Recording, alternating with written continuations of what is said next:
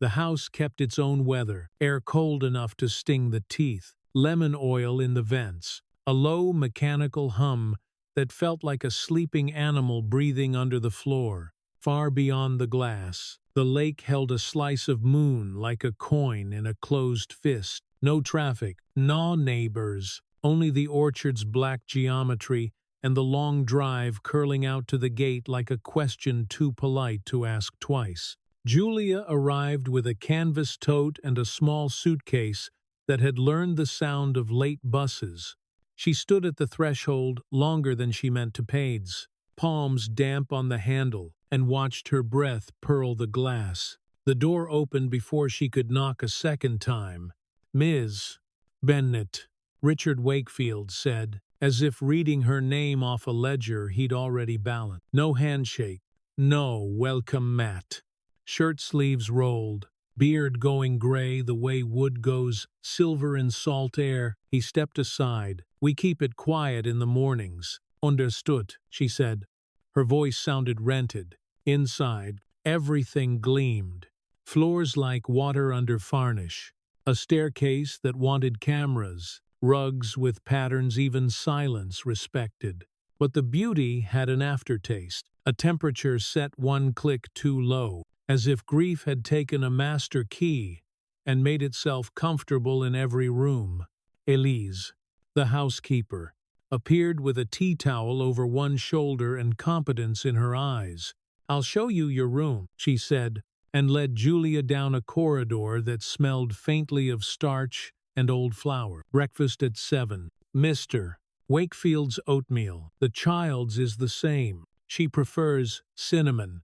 "The child," Julia repeated, not missing the space where a name should have been. "Her name is Luna," Elisa added, softer now, as if the house might overhear and punish tenderness. The room they gave Julia had a small window facing east, a narrow desk, a bed that forgave bad dreams. She set the suitcase on the quilt and pressed her palm into the mattress twice, a ritual she didn't admit to anyone. Through the wall she could hear the pipes waking up metal yawns, the shiver of water. She rinsed her hands at the sink and watched the steam lift in ropes, then steady. When she looked up, her own face startled her. Too tired for 27. Eyes like coins rubbed smooth. Work steadied her. It always had. She took the second floor in a long loop dusting framed photographs, whose glass she didn't dare polish too hard, straightening the angle of a chair by a fraction only she would notice. The library smelled like cedar and something medicinal. The nursery was a ship in a bottle's soft paint. A rocking chair, a mobile of felt moons arrested in orbit. No baby had lived here. Not really. The air knew. Halfway down the corridor, she heard it.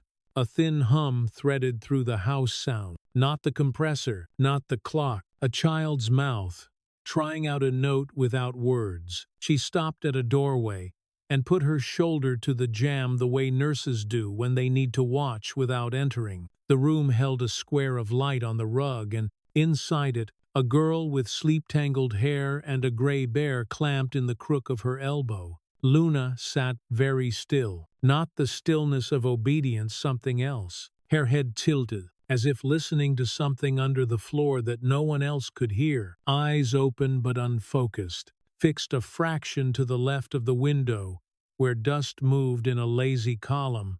She breathed through her nose, lips parted a little, and the bear's worn ear scraped the corner of her mouth each time she exhaled. "Good morning," Julia said, no bigger than necessary. The girl didn't startle, didn't turn. The hum stopped. A small hand tightened on the bear, and then loosened. Julia stepped across the threshold slowly, counting her steps under her breath, the way she used to count contractions in a different room, a different life. She didn't reach out. She sat on the floor near the edge of the light, cross-legged, and rested her hands palms down on her knees so they wouldn't betray her. From the kitchen came the gentle percussion of breakfast. Cabinet, bowl, The tin shake of cinnamon over oats. Elie's voice low. The television speaking weather to no one. Somewhere, a door closed with deliberate softness. The day found its gears. Luna, Julia said, borrowing the name from the air. I'm Julia. The girl's chin moved a millimeter, an almost nod. As if acknowledging that sound had shape, Julia kept her voice close to the rug. I used to know a song, she said, and hummed 3 bars because words were too clumsy. A lullaby with a cracked edge, the kind of tune mothers sing when they know singing won't fix anything, and do it anyway because the mouth needs work. Luna made a noise like a small laugh turned inward. She didn't smile. She did something sharper. She leaned a fraction toward the sound. Footsteps. Measured. Richard in the doorway. Tea not yet decided. Eyes sallow with a sleep that hadn't done its job. He stood with both hands on the frame as if he might steady the house by holding it. She likes quiet, he said, an apology disguised as information. I do too, Julia said, not looking up. He didn't come farther. The therapists, he began, and then stopped. The sentence had too many exits. He chose one. They tried thing. I'll start with dust, Julia said. Dust always cooperates. A pause. The kind people who fear hope make before saying anything that might anger it. Thank you, he said, and left his cologne in the doorway like a polite ghost. Julia counted the girl's breaths light, quicker than rest. The square of morning crept across the rug, taking the lazy dust with it. The bear's stitched eye caught a glint and gave it back to no one. The air conditioner clicked and shouldered the room cooler by a degree. Luna's head followed nothing. It looked like nothing, but it was movement. Okay, Julia said, mostly to her own hands. She stood, slow enough to remain the same person, and left the room by inches. In the hall, she pulled a small spiral notebook from her apron and wrote, Luke, 52 hum. Orientation to window. Head tilt +2 degrees. Not measurable, but there. In the upstairs bathroom, she opened a closet that had been closed with care. Towels in precise stacks. A walnut box in the back. No ornament, of a size that believed itself discreet. She lifted the lid and found rows of small bottles, labels peeled and reattached, and peeled again until the glue had given up. One name repeated like a stamp. Dr. Atticus Morrow. Dosage scribbles that didn't match fonts. A smell that wasn't hospital clean, something sharper, like the acid of a new battery. She didn't touch anything else. She closed the lid, returned it exactly, and took a step back as if it might strike. She pulled a pencil from behind her ear, drew a hairline across the door seam where a child wouldn't see it, and closed the closet until wood touched graphite. A thin witness laid down in gray. On her break, she sat at the end of the Long Island, a bowl of oatmeal gone tepid, and therefore honest. Elise leaned on her elbows, triceps corded from a life of lifting what other people couldn't. She'll ignore you 4 days, then reach out without looking, she said. Don't take it personal. Don't let it break you when it happens. I won't, Julia said. I know what reaching is. You don't talk like a girl who cleans houses, Elisa said. I don't know what I talk like anymore. Elise slid over the cinnamon with an accuracy a surgeon would envy. We don't burn garlic here, she said. Not in this house. The smell sticks.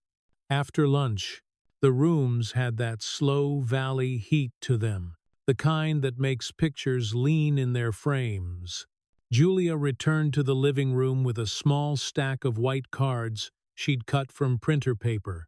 On each one, a black shape drawn with a blunt marker. Circle, square, triangle.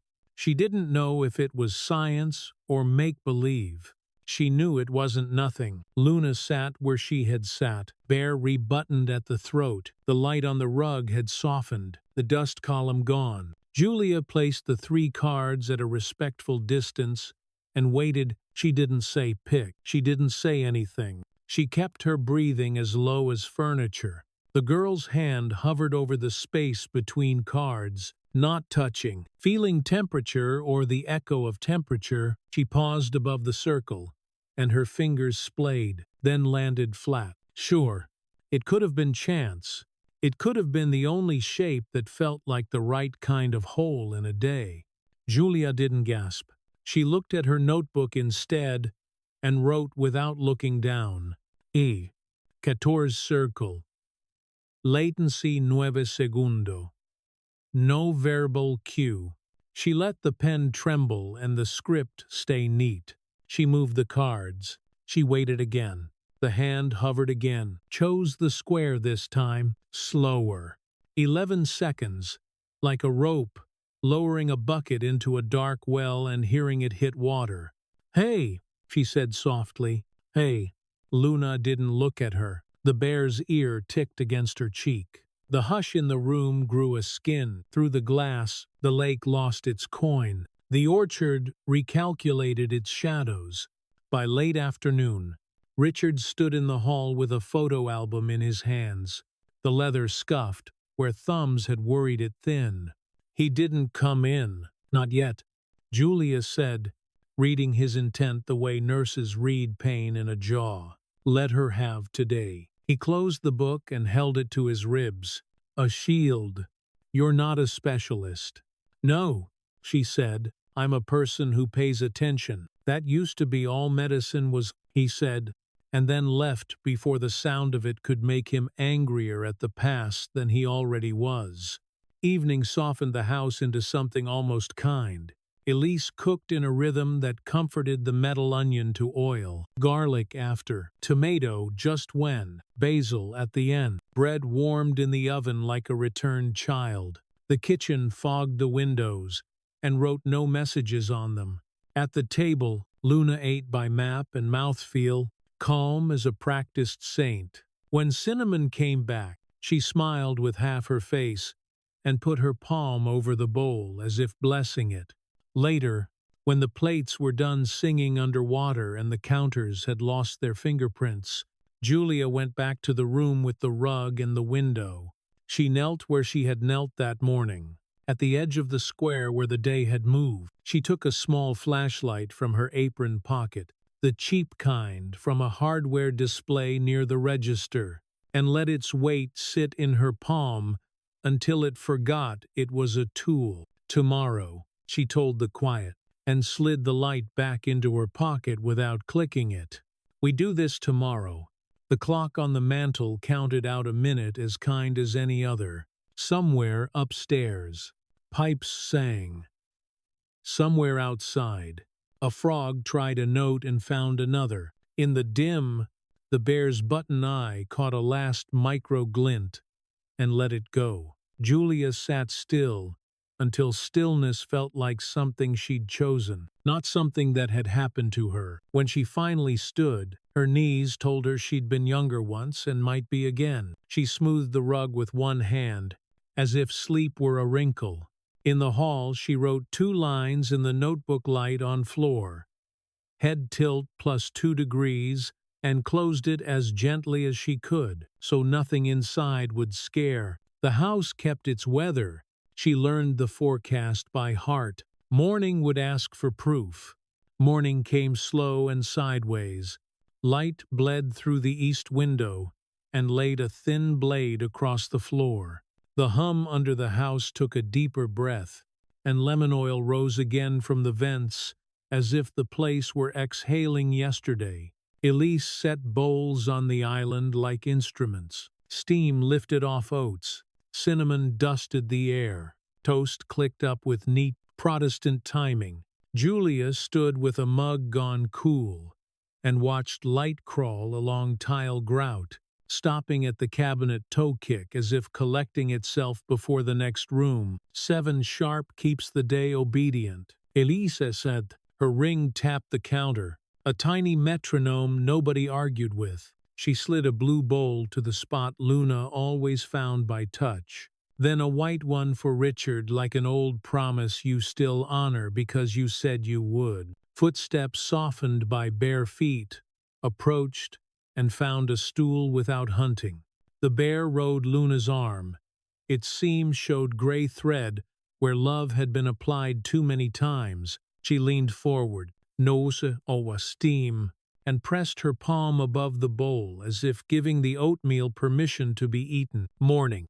Luna, Julia said, voice small enough to fit the room, a chin tip, almost nothing, but not nothing. Richard drifted in with his tie loose, and sleep that hadn't done its job. Paused like a man checking weather through a window. He wasn't sure belonged to him. She likes less noise, he said. He didn't sit until Luna did. He didn't look at the stove flame as if flames involved luck.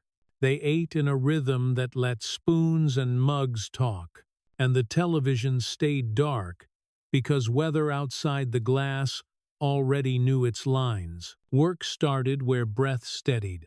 Julia took the long loop past frames and wood polish and the hush of carpet that swallows footfalls. On the library mantel, the old clock kept nurse's time, persistent and uninterested in opinions. She entered the living room without announcing herself. A square of daylight lay on the rug, faint enough to behave. Dust, moving through it like slow confetti.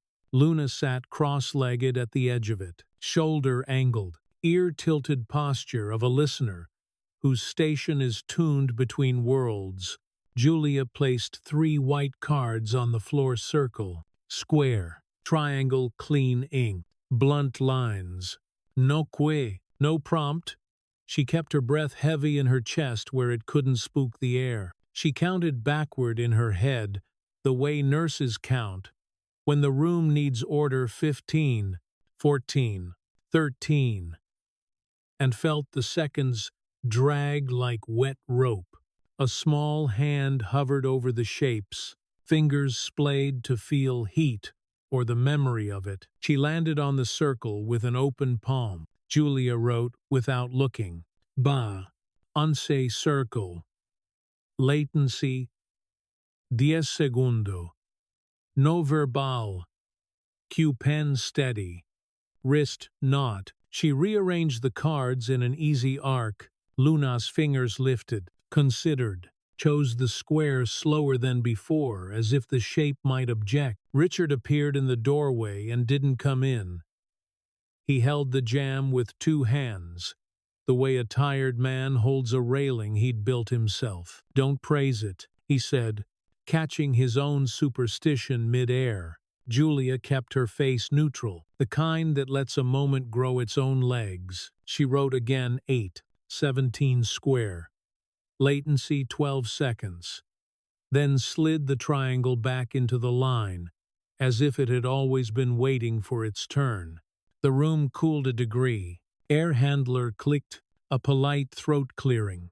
Luna turned her head toward the vent before the draft arrived. A fraction sooner than logic, like a bird anticipating wind off a truck she can't see. Julia opened the curtain an inch, light fattened on the rug, and brightened the bear's button until it looked briefly alive. Luna's eyes drifted, not a look so much as a tied slight pursuit, eyelids quivering, as if language were trying to climb out of muscle. Julia let the curtain fall. The square softened.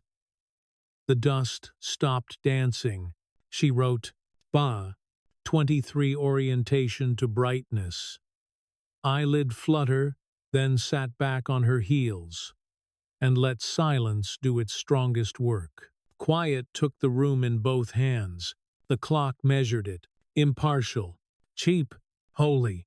Elise's laugh carried from the kitchen. One note, then none, and Cinnamon still lived in the hallway, like a memory that refused to wash out.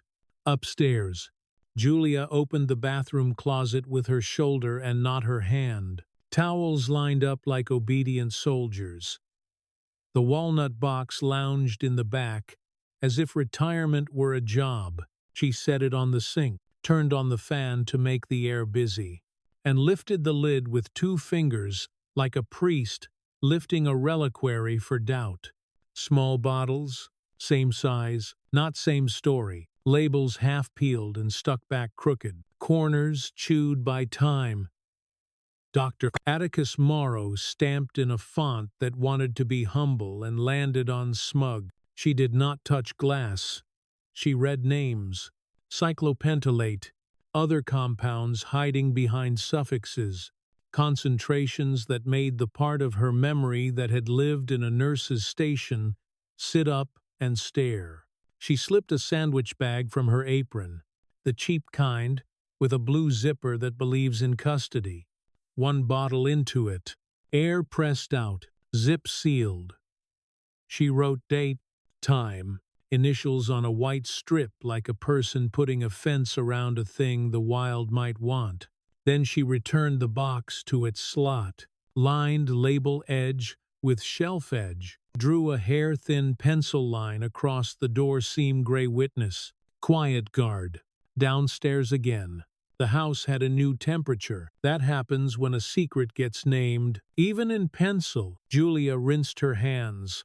Longer than soap demanded, fingers tracing the faucet's nick, where a pan had kissed it cruelly once. Elise clocked the change without asking for it. She set a glass of water on the counter like a vote. Whatever you found, write it down twice. She said, the first time is for your head. The second is for when someone asks who you think you are. I'm nobody, Julia said, tired of both the word and the comfort it pretends to give. Elise smiled with one side of her mouth, the side that believed in knives and cake in the same drawer. Nobody saves lives around here more than the somebodies, she said, and went to scold a pan for thinking it could scorch garlic. Midday punished the glass with sun. The lake lost its coin and turned to sheet metal. The orchard shadows snapped into stripes. In the living room, the light on the rug sharpened and then softened as a cloud reconsidered its path. Julia set the cards again, then slid them away and tried nothing at all. She sat on the floor and let her phone wake in her lap. Brightness on low, screen blank, device just a small square, making a small glow. Luna's eyes tracked the change, not direct, not hungry, adrift like a boat, turning to face a current. The pupils tightening as if remembering how to say yes in a language they'd been punished for speaking. Julia killed the screen and waited for the room to resettle. She wrote, Sure 43 response to ambient device light. Drift, not look. No prompt, then underlined, no prompt, like a lawyer who knows a jury will need a handhold. She stood only to keep blood friendly, not to change the view. Richard found her with the album again and didn't open it. Someone told me to join a board call, he said, as if joining were a crime with low sentencing guidelines. Tell them your daughter has a better meeting, Julia said, and he smiled through the wound before it remembered to hurt. The afternoon asked for patience and paid badly. Children nap. Grown men pace. Houses hold steady like tractor lines in winter. Julia drew a small grid on a legal pad. Time light source, distance latency reaction, notes, and filled the first 3 boxes like a person drawing breath. Why the squares? Richard asked from the doorway when the page started to look like a plan. So the truth doesn't have to shout, she said. He nodded at the sense like a farmer nods at rain necessary, not personal, and stepped back so the room could do its half. At 3, a breeze slipped through the sash and brought the faint sweetness of cut grass from somewhere farther than the fence. Luna lifted her head into it with an animal's clarity, nostrils opening, shoulders easing. Julia opened the window 1 more inch, and light walked farther into the rug as if it owned the place. Midpoint found them strange and almost giddy. The bear fell from Luna's arm and thumped its soft head on the floor in a sound that shouldn't have made anyone wince. Luna reached for it without fumbling. Fingers sure. path true, and gathered the ear into her mouth again. As if the day needed one more known taste, the kitchen settled into the blue hour with knives quiet and water slow. Elise lined cooling racks with paper and dusted flour onto the island, as if marking off sacred ground. Julia sat at the table and copied her notes as if transcription itself could keep a thing from being argued out of existence. "Do you sleep?" Elisa asked, not looking up from a dough that had decided to cooperate.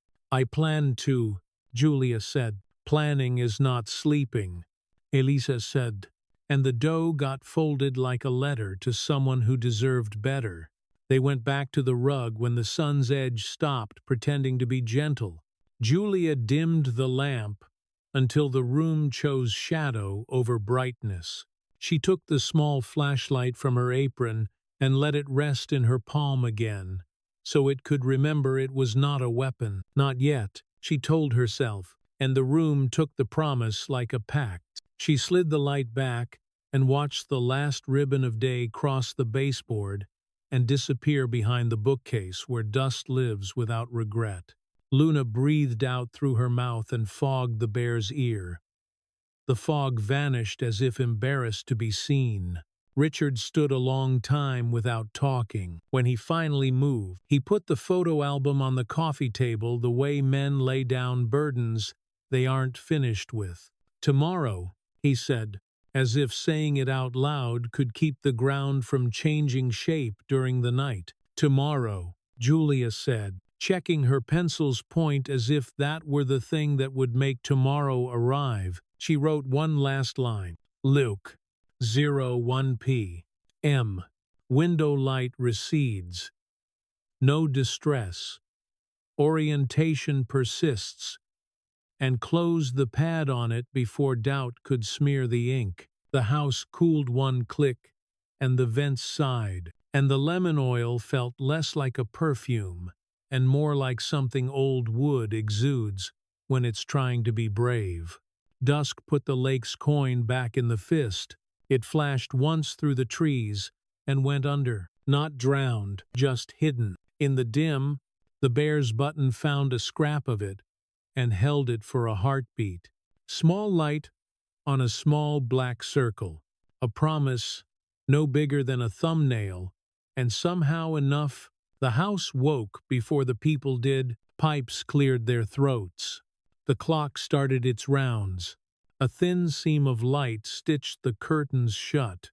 Julia lay with her eyes open and counted the breaths between the hums until counting stopped helping. She dressed without turning on a lamp. Cold floor. Denim that remembered other mornings. A sweater that smelled faintly of the drier sheets Elise favored. In her apron pocket, the small flashlight pressed like a coin you don't spend because you're afraid of what spending might change. Lemon and heat greeted her at the bottom of the stairs. Elise's back worked in clean angles at the stove.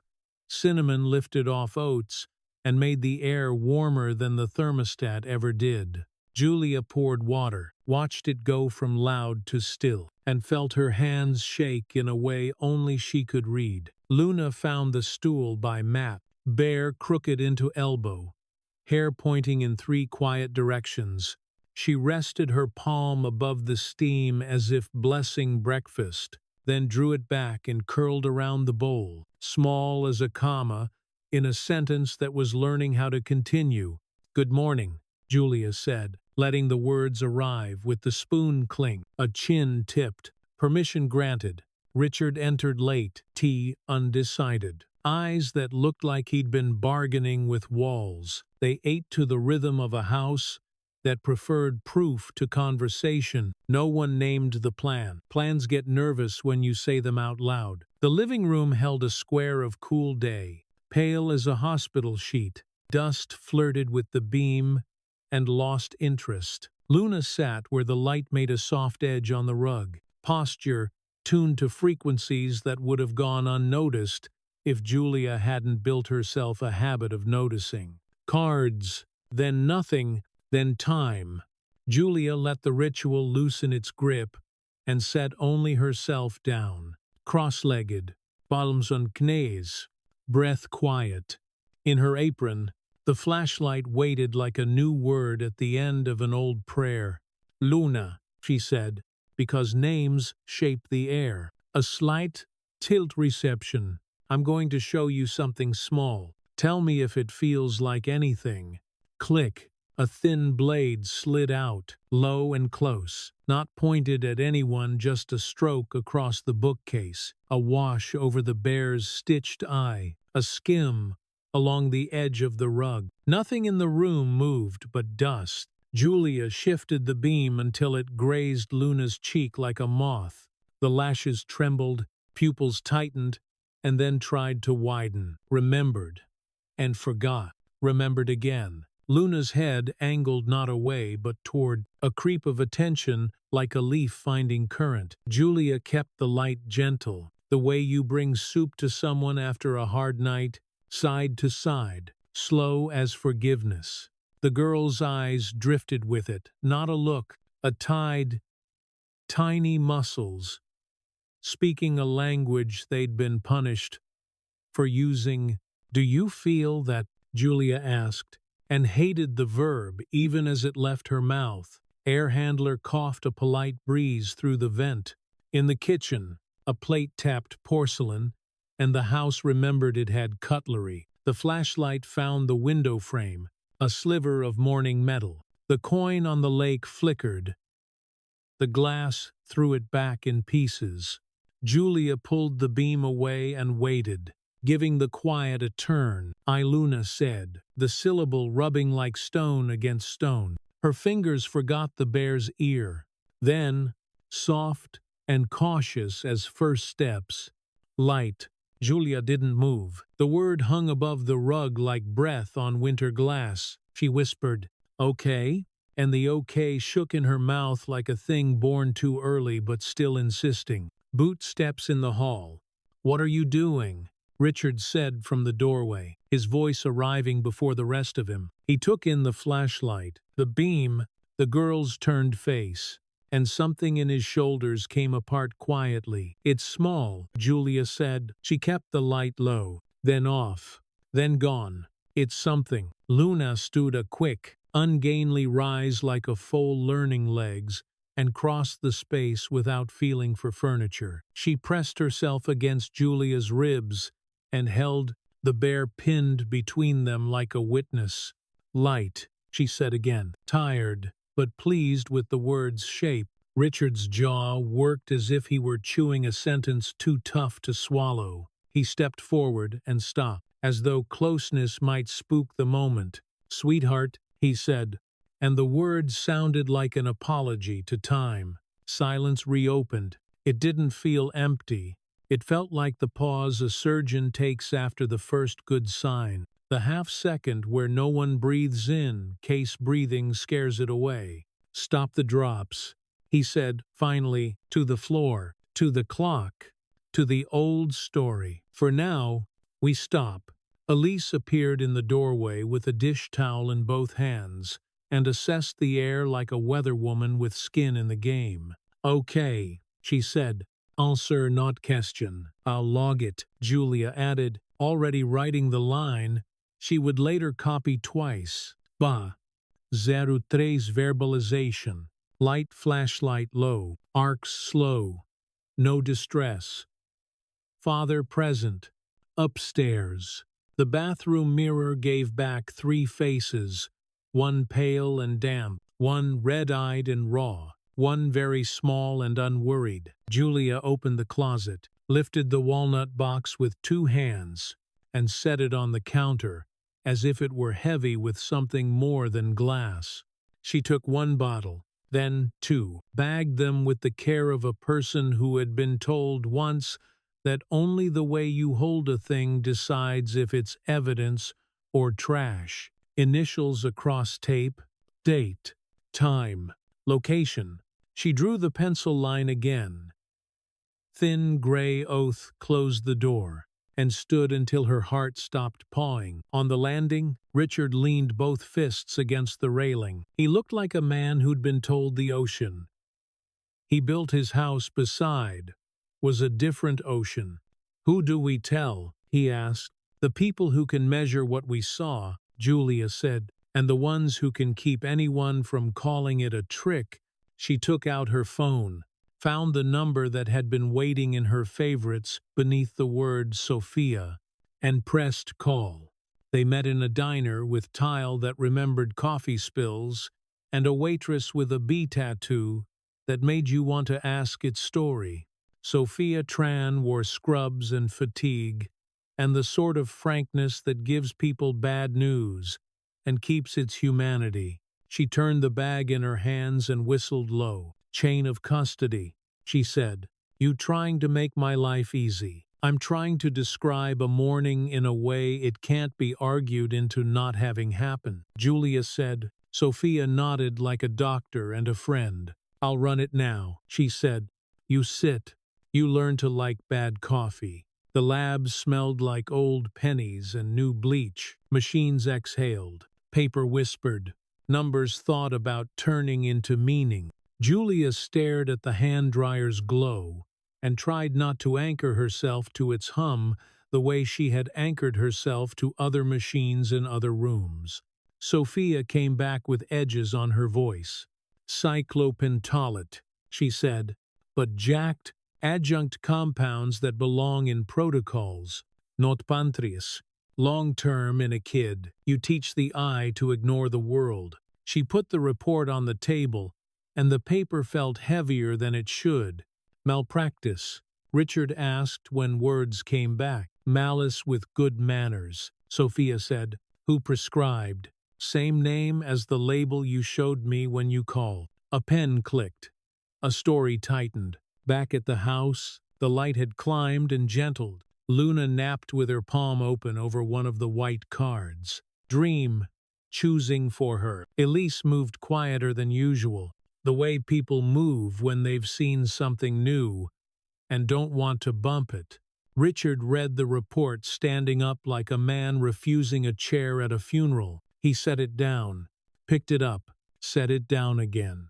"Years," he said, and the sound was not anger yet, just the shape anger takes before it finds heat. "I believed him," he said. His thumb worried the edge of the paper until it furred.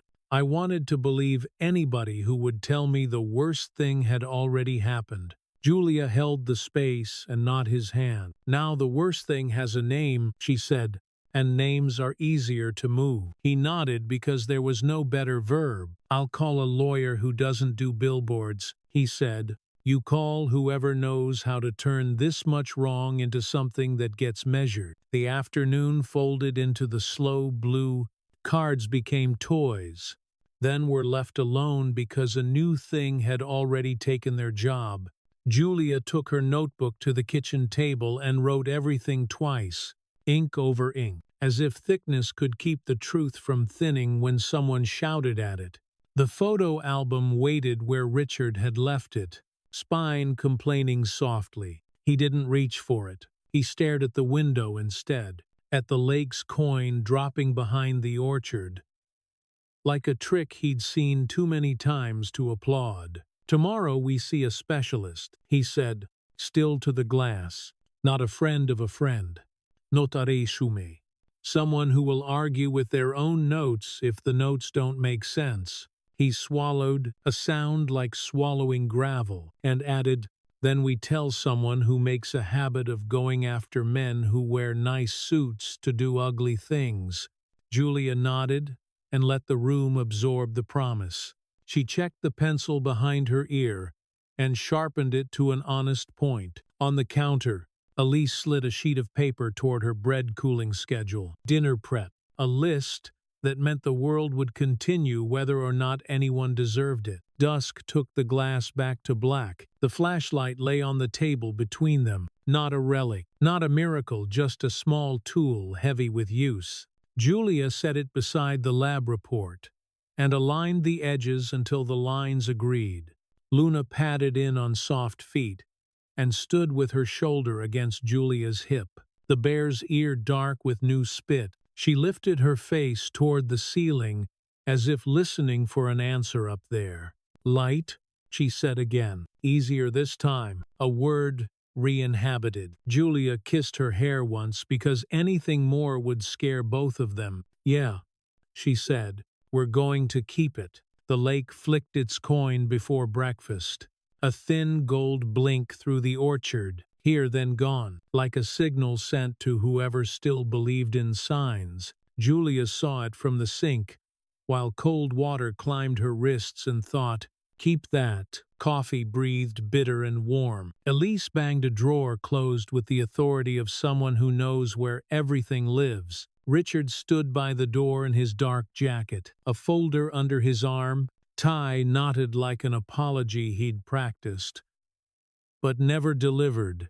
They drove with the windows cracked, a sweet, cut grass smell threaded in, then diesel from a truck that wanted the whole lane. Luna sat behind Julia with the bear buckled beside her, fingers worrying the seam, the way people worry rosary beads. When talk would only make things worse, the city got louder, one block at a time. Sirens far then near, a jackhammer up the street. Pigeons flapping off a hot roof with the energy of drunks leaving last call. The clinic's glass doors sighed open and let out that faint antiseptic note, clean and wrong. At the same time, reception smelled like lemon wipes and printer heat. A fish tank hummed with orange bodies circling a castle they didn't seem to mind. The woman at the desk kept her voice pitched low, kept her eyes kind, and slid a pen across the counter like a peace offering. "Wakefield," Richard said, and the name hit the room, the way a coin hits metal soft ring, lingering. He filled forms with a grip too tight for someone who only meant to write. Julia pressed her palm to the small of her back and felt the familiar ache of long chairs and long waits. They didn't wait long. The tech led them through a hallway that held its breath, then into a room where machines blinked like night roads. Fluorescents buzzed overhead. Cold light, flattening color. The air one click colder than anyone would have chosen on purpose. "Luna," the specialist said, rolling in on a stool that squeaked. Her badge read Murray. Her sleeves were pushed to the elbows. Her hands were steady. "We're going to play some light games." The bear got a place on the counter. Luna's chin lifted at the whir of a lens wheel. She reached once for Julia's sleeve, then folded her fingers into a fist small enough to contain a planet's worth of want. Julia nodded once, kept her face clear, and settled at the wall with the weight of the room on her collarbones. Lights, dots, a pinwheel of brightness. "Follow the red," Murray said, and a laser found the corner where ceiling meets patience. Luna's eyes drifted, then snapped, then drifted again, the tiny, stubborn pursuit of a muscle, relearning a word banned since birth. Murray didn't smile, which felt merciful. She moved the target slow, then fast, then stopped it dead, and waited for the lag to turn honest. "Again," she said, softer, and clicked to a brighter setting that threw a clean coin onto the darkened screen. Midway through, the air changed. It wasn't temperature, more like pressure, the way a room draws tight right before someone tells the truth. Luna lifted her chin into it and whispered something that didn't want to be a word, until Julia said it with her. "Light." "Yes," Murray said, that one syllable given the respect of a prayer. She adjusted a dial with her thumb. The monitor drew lines that wanted to be mountains. "Partial response," she murmured. "Repeatable. Suppressed reflexes improving since discontinuation." Richard didn't move. His hands gripped the folder closed, knuckles white, the paper inside bent where trust had bent. "Can it? Will it?" he tried, and Murray cut him off with kindness. "Sight is not a switch," she said. "It's a road. She has one, we walk it." She printed something that smelled like warm ink and handed it to Julia because she could tell Julia would hold it steady. They tried the black and white cards next. Not Julia's homemade ones, but laminated, with contrast, sharp as razor blades, triangle, circle, square old friends dressed in hospital clothing. Luna's hand floated over them like a sleepwalker over a creekstone path, then settled on a circle as if memory could be muscle. The machines made small, approving sounds. Murray tapped notes with her forefinger and never looked at the keyboard. Therapy daily, she said. High contrast, motion in daylight, rest when her face tells you she's done. She added, without looking at Richard, you did right to stop the drops. They walked out with a folder of proof and a week of instructions that felt like hope written in someone else's handwriting. The fish tank burbled as if proud of them. Outside, heat leaned against the glass. The air tasted like tar warming and an orange peel. Someone dropped and crushed with clean sandals. On the sidewalk, a reporter approached the way pigeons do when bread appears. He wore a press badge, tilted like a flag. "Mr. Wakefield," he said, and the camera behind him honed in with that soft, motorized devotion. "Care to comment on the accusation you refused treatment recommended by specialists?" Richard's face went still. "What accusation?" he said, flat. The reporter flicked his eyes at the cameraman, then back, like a man who'd thrown a lit match and was waiting to see if it caught. "There's a piece up," he said. "Claims you ignored therapy, that you isolated your daughter, that this, a wave at the clinic door, is for show." Julia felt the shape of anger rise under her ribs and hold hot and useless. "We're done," she said, stepping between the lens and the child, because some lines draw themselves and you don't get credit for choosing them. Richard pulled the car door open with a noise that was mostly metal. Not entirely. The reporter said something else, and Elise would later call it a valediction for fools. Back at the house, lemon oil didn't smell like lemon. Elise stood at the island with her phone lit and her jaw set, flour on her fingers, like dust from a soft fight. "They're already talking," she said. "Someone fed a beast." Julia read fast. Anonymous sources, skewed dates. A photo of the lake that made the place look colder than it was. The headline was neat and mean. Each word chosen by a person who decorates their cruelty with punctuation. "Who benefits?" she said to the table. "Not us," Elisa said, dry as a bone. Richard had gone colorless around the mouth, the look of a man who found the trap but not the hunter. He paced, stopped, called someone he didn't like, left a message in a tone that said as much. Then he sat and didn't sit well. "Let them come," he said, and the bravado lay there on the tile like a dropped plate. Luna drew at the end of the island with a fistful of pencils, tongue peeking from the corner of her mouth, the way kids' tongues do when they concentrate hard. She made small circles inside larger circles until the page filled with moons, some closed, some broken. Julia watched the line thicken where the graphite found texture and told herself to breathe. Afternoon softened its jaw. A breeze came in through the screen with the smell of pond water and cut stems. Julia set the therapy plan on the table and copied it in her own hand, forced the ink to make a second path the brain could trust. Midway through the list, her phone buzzed, a number that had learned to hide. She answered without taking it from her ear. "Stop," a voice said, not a threat, precisely, but the sound of someone talking while standing in shadow. Julia let the quiet sit between them until it got nervous and hung up. Elise pretended not to hear and turned to the stove. Garlic hit hot oil and rose up sharp enough to sting the eyes. "Smells like we're about to feel something," she said. "Might as well taste something good." They ran exercises before dinner. window open, afternoon light, honest and buttery, cards laid down with the care of setting a table at a wake. "Where's the circle?" Julia asked, soft, and Luna's hand found it at 6 seconds.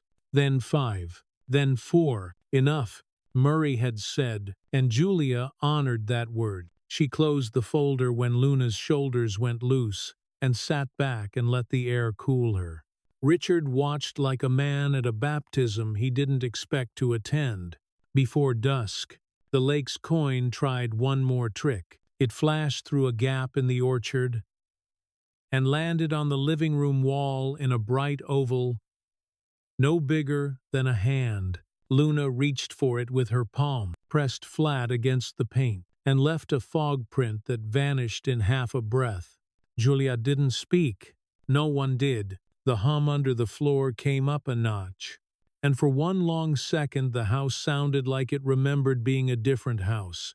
They ate without the television. Elise passed bread that tore with the right amount of resistance. Richard poured water like it was wine and raised the glass halfway toward a toast he decided not to make. After, Julia took her notebook to the window. Moths knocked themselves soft against the screen. A chorus of frogs tuned in the dark like a band that never learned to stop when the song did. She wrote the day down twice and squared each time 9:42. Pursuit. 1. 17 card latency. 3:06 anonymous call. 6:11 coin on wall. Palm print. No distress. "Tomorrow," Richard said, from the doorway where he seemed to live now. His tie was gone. He looked older and somehow less heavy. "We go to the district attorney. We don't let a headline decide what's true." Julia nodded without turning. She could see both her face and not her face in the glass. Behind her, Luna held up the day's drawing, a circle crowded with smaller circles, and waited for someone to name it. "Is it good?" the girl asked. Her voice had that clean echo kids get when they try a thing and it doesn't break. Julia reached and smoothed the paper where it wanted to curl. "It's a map," she said. "To where?" Luna asked, satisfied with the word even before the answer. "To the next thing," Julia said, "and let that be enough." Night took the yard one tree at a time. The lake pocketed its coin and went black in a way that calmed the glass. In the dim, the bear's button eye found a last thin glint from somewhere and held it for a heartbeat. Tiny light on stitched black, a proof you could miss if you blinked, and a promise you could keep if you didn't. The lake threw its coin high at first light. Gold slipped between two maples and found the kitchen sink, a thin oval resting on steel, like it meant to pay for something. Julia cupped water over her wrists and watched the coin shiver apart, then gather itself again as if light, too, had to practice. They drove into town with the windows cracked. Wind carried hot tar, bakery, sugar, the hard, clean sting of laundry venting into cold air. Richard's folder sat on his lap like a sleeping animal. He held it with both hands the way one holds a thing that bites when memory wakes. Courthouse air was old paper and floor wax. A deputy's radio crackled by the elevator. Down the hall, a secretary laughed once and hushed herself. The assistant district attorney met them in a conference room that smelled faintly of coffee and a plastic plant trying to pass as bravely as the real thing. "Wakefield," he said, not reverent, just accurate. His nameplate read Hollis. His suit fit like compromise. His eyes made you think he counted hobbies as evidence. He didn't shake hands. He sat and made a small tent with his fingers as if to keep weather off his notes. Julia slid the bagged bottles across the table. Tape labeled neat. Date. Time. Initials, her handwriting solid the way a bridge is solid when you've driven it twice. Hollis turned the bag and read ingredients under his breath, the way some men pray by pretending not to. Illegal trials are not my favorite breakfast, he said. He paged through Sophia's report, then the therapy plan, then a short list of families Julia had found online, names turned shy by fear and willingness. Who else has bottles? He asked. Who else is ready to say, a doctor taught their kid to ignore the world? 2 will talk now, Julia said. 3, if someone meets them at their kitchen table. Richard set a stack of medical invoices beside the report, years of tidy theft, stamped and paid. Hollis took a breath so tight it creaked. We'll issue subpoenas, he said. Records, licensing, purchase orders. I'll want chain of custody on anything you touched. He looked at Julia when he said touched, more respect than warning. On the way out, a copier chewed a job and sighed. Richard stopped by the window and watched pigeons strut with that particular city pride. He rubbed his thumb over the edge of the folder until the paper pilled like wool. Next, he said, meaning the journalist he trusted the way you trust a storm that at least announces itself. Julia nodded. Her phone buzzed on cue. Sophia. Then a number with no name. Then a mother in Ohio who had saved her own empty bottles in a shoebox under sweaters. They met the reporter at a diner with a jukebox that had decided to retire in place. He ordered black coffee and a short stack like a man who had misunderstood the word short for years. Off the record, until I say otherwise, he said, and slid a small recorder across Formica.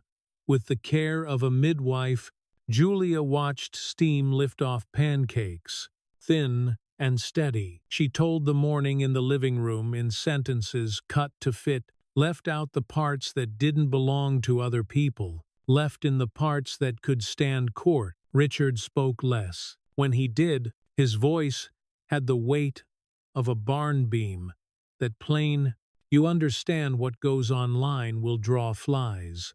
The reporter said. He glanced at the door the way men glance at weather. I prefer bees, Julia said, and he gave her the kind of grin that keeps a person from crying in public. Midday leaned against the glass at home. Heat made the orchard buzz.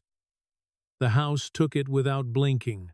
Elise laid slices of melon on a plate and salted them like a woman respecting both sweetness and the work that made it.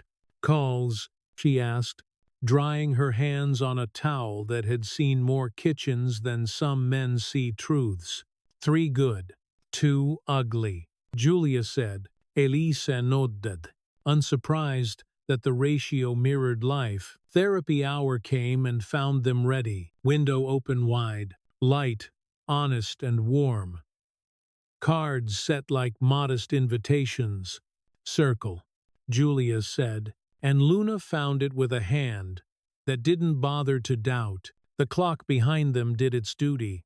6 seconds, then 5, then 4. Progress small enough to be insulted by bragging and large enough to steady a life. Richard breathed through his nose and didn't let the sound become a sound. Midpoint shifted the room. A shadow crossed the window. A car slowed near the gate, engine idling the way. Boredom idles. Elise wiped her palms and went to the monitor.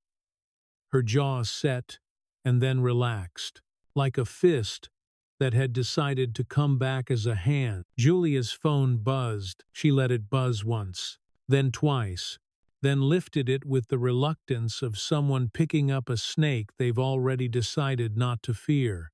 A text. Stop. A second. You're making a mistake. A third. People get hurt. She placed the phone face down so its light became a coin on Formica and went still. Luna traced a circle inside a circle with her finger on the rug. Content, unbothered by the noise adults make to keep quiet. Julia counted to 8 and felt something inside her choose not to break. Richard called his lawyer, the kind who doesn't do commercials. Words were short and accurate. The names they said made the air colder by a degree. Discovery starts today, he said when he hung up. If they have a rock, we're looking under it. Afternoon pounded the lake flat and shiny. A heron lifted off the far bank like slow gray thought and kept going, because that's what herons do. Julia sat at the table with her legal pad and redrew the grid time, contact, content, action, and filled the boxes with lines that pointed to tomorrow. A ding from the computer, then another. Richard's emails stacked with messages that smelled like worry dressed as concern. One subject line read, "As a father," and Elise snorted hard enough to blow flour off the counter. Nothing worse than a stranger leading with, "As a," she said. Julia smiled into her notebook, grateful for the splinter of humor that made the wound clean. They printed nothing. They saved everything. Sophia called from a stairwell with echo and fatigue on her voice. "We traced the supplier," she said. "Shell Company in Delaware, shipping to a P.O. box 2 towns over. Paper goes from white to smoke fast." "Send me what you can," Julia said. "We'll hand it to Hollis before the ash cools." The front gate clicked through the intercom, the particular metallic cough of money's fence. A delivery van sat there with a logo that sold trust and water, which always makes a good logo. Elise checked the camera, decided cardboard couldn't hurt them, and buzzed the driver in. The box on the island looked ordinary.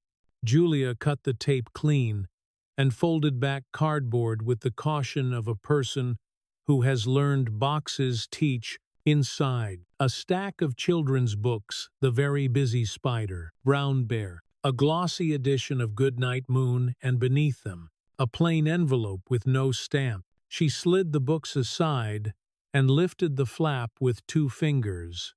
Inside, a single photograph, a shot of the house from the lake, taken at night. 2 windows, lit like eyes that had chosen to stay open. On the back, 3 words in block letters. "Neat enough to annoy. Watch yourselves." Elise reached for the phone before anyone else moved. "Deputy," she said when the line picked up, "we got fan mail." She read the note out loud like a recipe. The deputy promised a drive-by, the kind that makes people feel safer without obligating the night to behave. They set the books aside. Luna took Brown Bear in both hands and turned pages by sound. Each paper rasped a small music. "Bear," she said, not to the book, to the one in her elbow, and kissed its stitched ear with automatic reverence. "Evening brings the honest light." They did one last set of cards under the slow leak of sun, then stopped when Luna's shoulders sagged. Julia closed the folder with a finality that kept kindness in it. Richard stood at the window and did not touch the glass. Far out, the lake's coin flashed, then cut, then held mid-sky. Insolent. "Sure." He cleared his throat. "Tomorrow we take the boxes to Hollis. All of them. If they arrest me for burying a doctor in paperwork, you're in charge." "Terrible plan," Elise said from the sink. "Well funded. Though," Julia added, and a smile took one corner of his mouth before it changed its mind. They ate late and easy. Tomatoes bled on plates. Basil made the air green. The bread broke with a sound that believed in hands. Luna fell asleep on the bench with her cheek on Julia's thigh. The bear, a small, loyal satellite. Pre-climax. Silence made its case. The hallway hum went softer. The clock took longer between ticks, as if considering rest. Julia lifted Luna, felt the thin bird weight of her, and wanted to keep something the world didn't let people keep. On the way to bed, they passed the nursery that had never cured. Moonlight lay in a close rectangle on the floorboards, white and certain. Julia stopped, and in the quiet the room said nothing back, and somehow said it loud. She tucked Luna under a cotton sheet that smelled like line dry, even though that wasn't possible. The window breathed night. Downstairs, Richard shuffled paper into piles that meant action in the morning. Elise set an extra bowl on the counter as if someone hungry might show up unannounced. The phone buzzed once more. No caller ID. The universal shrug of cowards. Julia let it buzz until the coin of light on the screen pulsed and went black.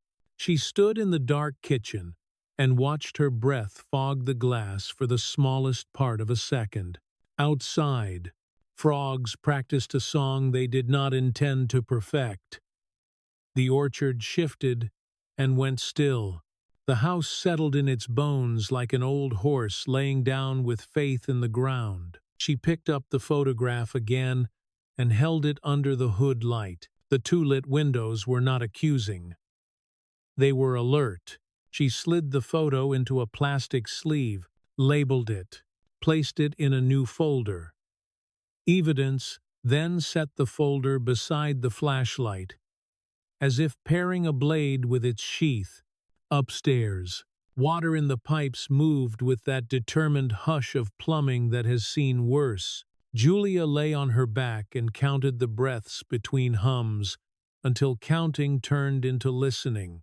Out by the lake, the coin rose once more to see who was watching, then slipped under with the elegance of a practiced liar.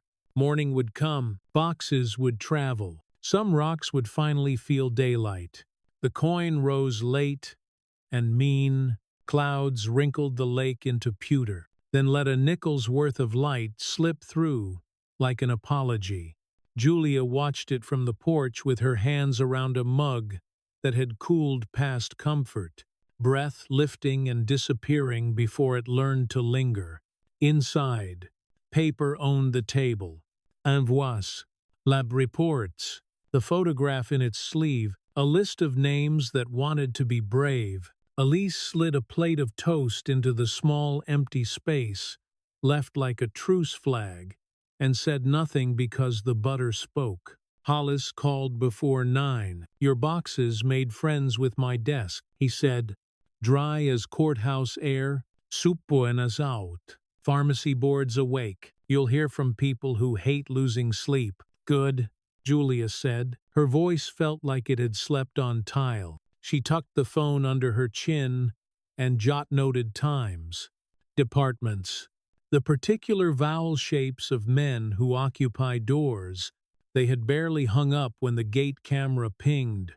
Asedan idled, windows up, paint the color of compromise. A woman stepped out holding nothing and everything purse. Phone. The posture of someone who has practiced asking for help without killing her pride. I'm Dana, she said at the door, wind carrying the smell of rain off the lake and the faint swamp notes of late summer. Her mouth trembled, then remembered how to be firm. I have bottles. From him, I need to give them to someone who won't lose them on purpose. Julia moved aside, shoes off. Lemon oil underfoot. The hush of the hallway like a chapel that never learned how to forgive, but kept showing up.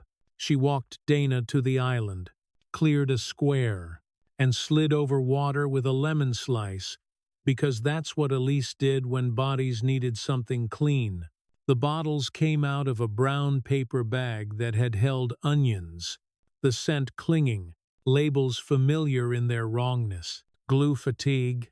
Doctor. Morrow stamped smaller than his reach. Dana's fingers shook only when she let them. He said my boy's eyes were fighting the world. Dana said, gave me these to make the fight quieter. She looked at the floor, then up, then away, like a person checking the horizon for weather with the wrong tools. Julia bagged and labeled, ink steady, chain of custody, the small ceremony that makes truth legal.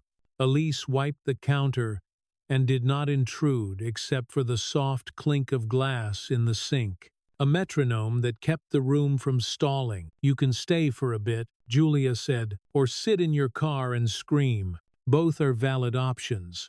Dana laughed once, the sound startled and grateful. I'll take a chair, she said. Screaming costs more gas.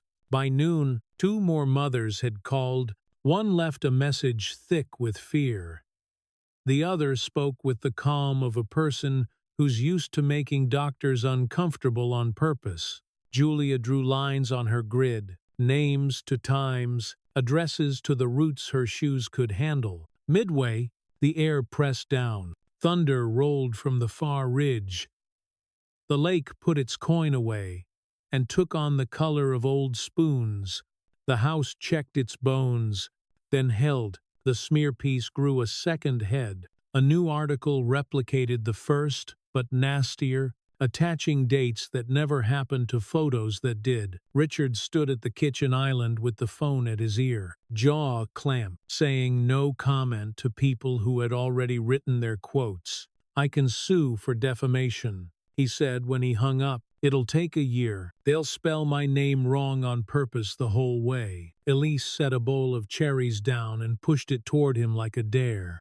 "Eat or be eaten." The living room ran the therapy program like a small, faithful church. High-contrast cards, light broken into careful tasks, motion made honest by day. Luna pressed her palm flat to the circle without looking, and waited for the praise she wasn't getting because the work was the point. Julia caught Richard watching with an expression that made his age both more and less. "Breathe," she said. He unclenched like a man asked to put a crowbar down and found he could. They took a break and walked the orchard. Wet leaves slapped their shins. The air smelled like pennies and cut stems. Insects buzzed the way they only buzz before rain. Luna reached for droplets on an apple and laughed. The sound small and high, a bell, rung by a careful hand. Quiet sat heavy on a low limb. A bee crawled across a leaf, slow with dew. Richard put his palm near it, not to scare, just to feel work happening so close. Back inside, the television finally spoke because silence had grown teeth. News anchors in crisp blues and blacks, graphics swinging like small hammers. Wakefield accused, splashed under a photo of Richard taken at an event where everyone had smiled too hard for charity. "Mute it," Julia said. Elise did and left the picture running, mouths moving, headlines crawling. The volume of panic turned visual. Richard looked away first, which counted. The reporter they trusted called. "We're ready," he said, names redacted, chain of custody confirmed. "We've got a nurse and a lab and 5 families willing to show their faces with the eyes covered. You'll blur the kid photos," Julia said. It wasn't a question. "Twice," he said. "We'll blur them twice. Then blur the blur." They set the time for the interview. Back room of the diner, blinds half closed, coffee that didn't pretend it was anything but caffeine and heat. Julia would sit with a folder and hands that hadn't learned how to perform. Richard hesitated. "This puts a target on you," he said. Julia shrugged like a person choosing smaller bullets over larger ones. Elise snorted. "Worst comes to worst, I'll throw hot oil," she said. "I've been training my whole life." Late afternoon went fog soft. The rain finally came, smelling like iron and tar and summer trying to cool itself. Windows silvered. The house sighed into the lower register. That makes kitchens truer. Midpoint hit as the first segment aired online. Phone lit, then lit again, then stayed lit comments. Emails, reporters who wanted quotes longer than 3 words, families from other counties and other states saying "me too" in voices that barely held. Julia set it face down and watched the little coin of light pulse through the case, steady as a heartbeat and somehow obscene. Another call with no name. She answered, because sometimes fear needs feeding to fall asleep. "Turn back," the voice said. "There are people attached to this." Then, after a beat that felt like a hand on a knob, "You don't want to find him." Julia let the quiet stretch until it felt like exercise. "I already did." She lied, voice level as a countertop. The click came late, reluctant. as if the mouth had more to say but the hand couldn't afford courage. They drove to the diner in a world rinsed clean. Tires hissed on wet pavement, the car smelling faintly of damp upholstery and crayons. Luna hummed to the wiper rhythm and pressed her forehead to the glass, cool on skin, fog blossom blooming and disappearing with each breath. The interview room had blinds that refused to agree on how much light mattered. The reporter kept questions short. The camera red eye stayed steady, like a reasonable predator. Julia spoke into the space over the lens, sentences built with nouns that could hold weight, verbs that did work, no adjectives that begged. Why risk this? The reporter asked. Because silence already took too much rent, she said. Richard added, because someone sold me certainty when grief made me blind to price. And the room went quiet, in a way that made the microphone lean forward. They left without a handshake. Journalists don't do closure. They do cuts.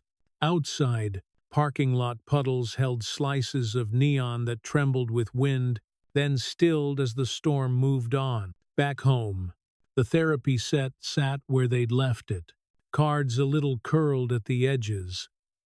The lamp's cord coiled like a patient snake. Julia ran one short session by habit and hope. Luna found the circle in 4 seconds, then the square in 7, then made a house out of both by aligning corners. Pre-climax arrived without grand gesture. A car eased up to the gate, engine barely a suggestion, tires pressing gravel into new opinions. The camera showed only a cap brim and the square of a jaw, then a hand leaving an envelope in the box the mailman never used. Elise fetched it because she takes the dangerous first and leaves the rest for men. Inside. No photo this time. No bravado. A list of addresses, dates, product codes that looked like grocery receipts if you squinted hard enough, and the name Morrow typed at the bottom as if it had been embarrassed into confession. Source. Richard asked. Ghost. Elisa said. One that reads spreadsheets. Julia slid the pages into plastic, labeled them, and added them to the evidence folder that had begun to weigh as much as a child. Evening flattened the day into usefulness. Dinner ate itself quickly.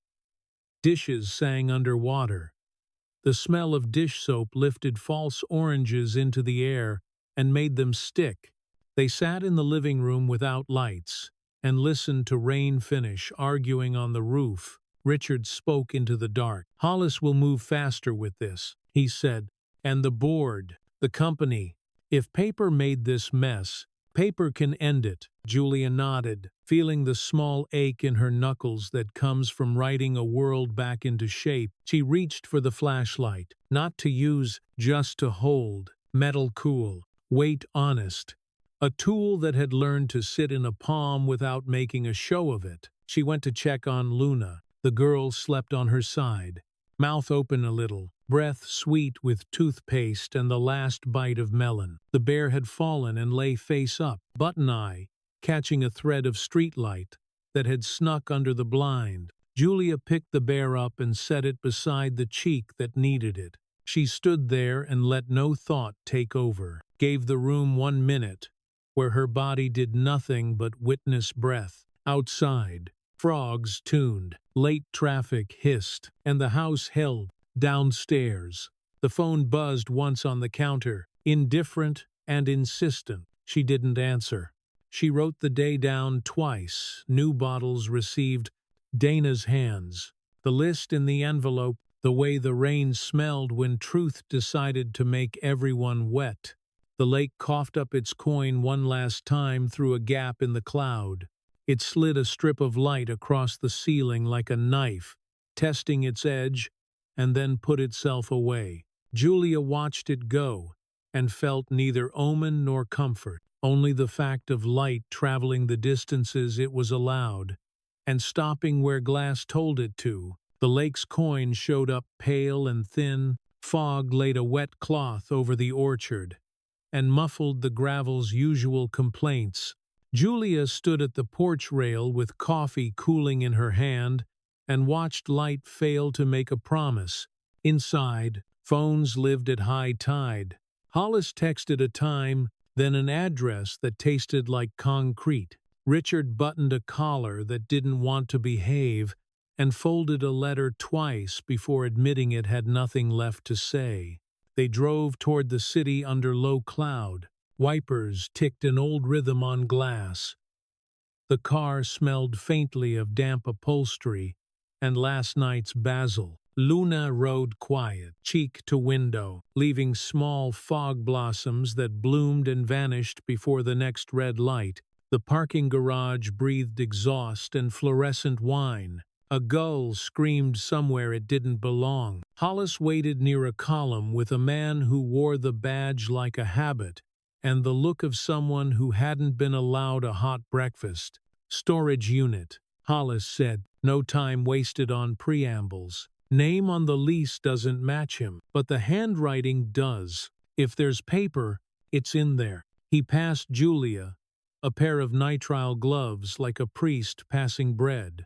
The roll-up door fought, then surrendered. Cool air came out, smelling of dust and dry plastic. An old creek bank without water. They saw boxes, first banker's kind. Lids half crushed from being stacked wrong by a man not built for stacking. Bagged vials. Intake forms with kids' names, blacked out too carefully. Shipping receipts that snaked across months like lies that learned to walk. Julia stood with her notebook open and her pen doing its steady work, hands remembering hospital order and personal grief in the same muscle. Richard didn't touch anything. He read headers like a man counting storms on a radar he'd finally been taught to read. Midway through the stack, the room changed itself. The hard light went softer. Air felt less petty and more precise. On top of a file labeled adjunct, a glossy contract sat like it knew it was dangerous. Morrow's signature clean as a threat, beside a corporate logo that insisted on being lowercase and friendly.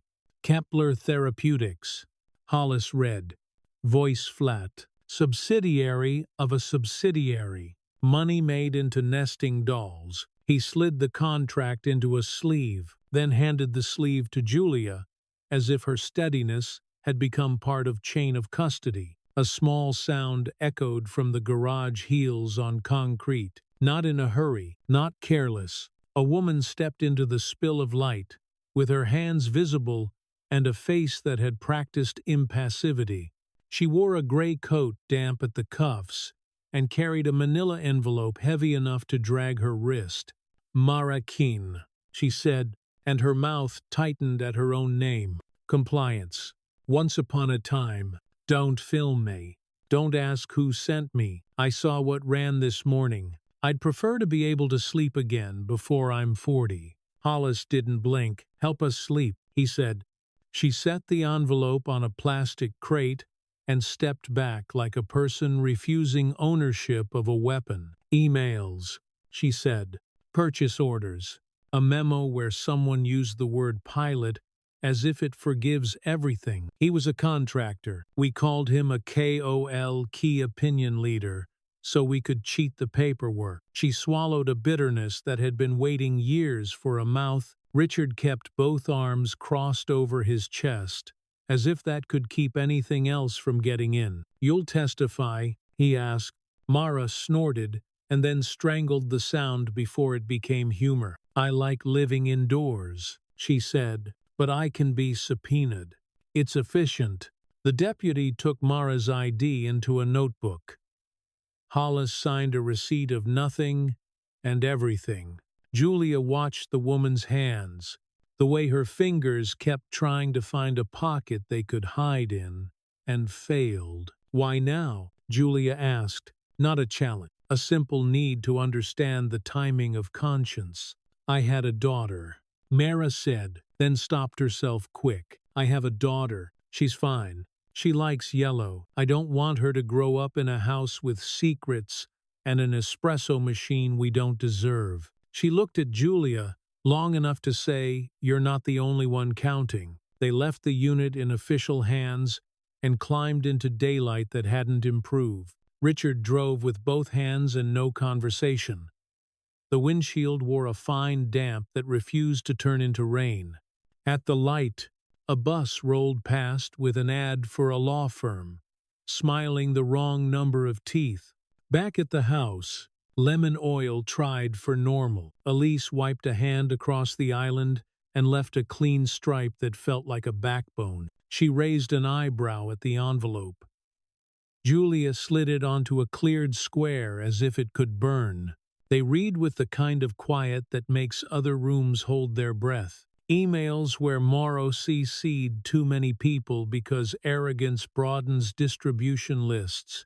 A line item called optical accustomization, compounds that made Julia grip the table to keep from laughing in the worst way, halfway down the stack. A memo that shouldn't have been printed because printers tell the truth more loudly than screens. Adoption strategy. It read, rural, underserved, private pay where possible. Elise muttered something in French that did not translate to comfort and set the coffee pot back on before it had a chance to cool. Hollis called. "I've got a judge," he said. "Kepler will pretend to help. The board won't. The board is a man who likes golf." He paused long enough for cynicism to nod. "We also have a location on your guy." "Where?" Richard asked, already knowing too much to be surprised. "2 towns over. Name on the lease is Anthony Morit." He liked the letter M. "He's been paying cash for a storage unit and using a clinic address for packages." "Do we move now?" Julia said. Hollis exhaled. Paper rustled. "Warrants before dark. I want him surprised and every camera in the county confused." Julia hung up and found the quiet place inside her ribs where memory used to keep screaming. She looked at the therapy cards on the coffee table, edges curled, ink starting to wear. Luna scooted into the room with her socks sliding on the floor, and stopped when she saw the grown-up weight on furniture. "Circle?" she asked.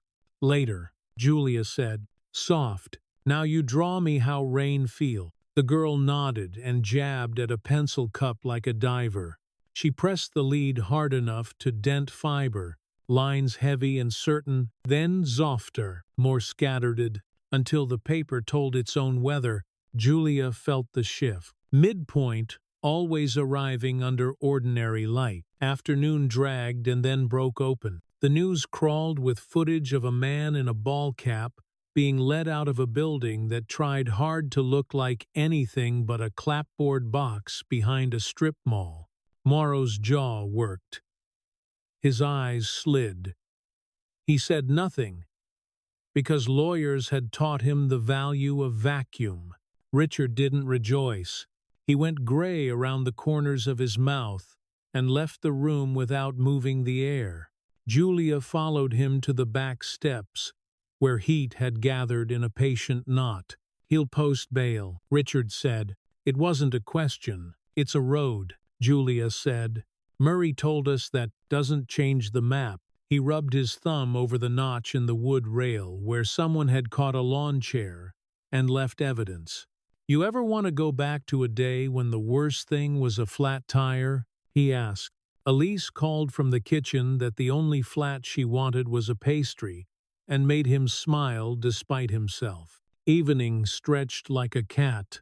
They ate in the quiet, and the quiet didn't feel like surrender. Luna drew circles on the back of an old grocery list, while Elise told a story about a weekend in Marseille that couldn't be true, and somehow was. Pre-climax arrived in a thin envelope with a private courier who didn't want to meet eyes. Inside, a letter from a law firm that had learned to print in italics. "Cease. Desist.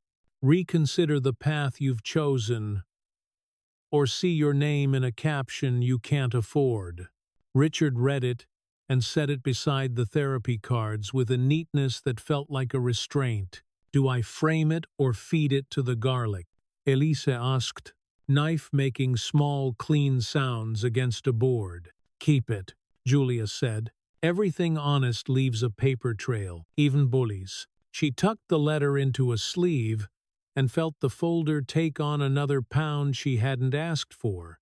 The phone rang, and this time the voice had a name. Mara, it said, brittle, but intact. They moved me to administrative leave pending review. I think it's code for, we hope she gets hit by a bus independently. All to stay. You safe? Julia asked. As anyone can be who just unplugged their espresso machine, Mara said, dry. I sent you one more file. Folder called Pilot Light. He wrote notes like a teenager writing lyrics. He'll hang himself with them if we hand him the rope. They hung up, and the house took that talk into its bones. Rain began again. Softer, tired of drama, Julia put the new file under the old and wrote the day down twice. Not because she liked repetition, but because repetition makes facts harder to starve. They went into the living room. The lamp threw a small, good circle on the rug. Julia set the cards down and didn't speak. Luna's hand found the square in 5 seconds and gave it a pat as if to say, stay. Richard watched with a look that had become less haunted and more fierce. He leaned forward as if ready to hold the world by the shoulders and demand better posture. He didn't touch, and that discipline looked like love. When the session ended, Julia took the flashlight from the shelf and rolled it in her palm. She didn't click it on. She let its weight insist on its job without performance. She thought of how a small beam shifts, meaning first a test, then a tool, then a proof, then a thing you don't need, because the room has learned brightness. Night folded without ceremony. The frogs tuned up along the ditch.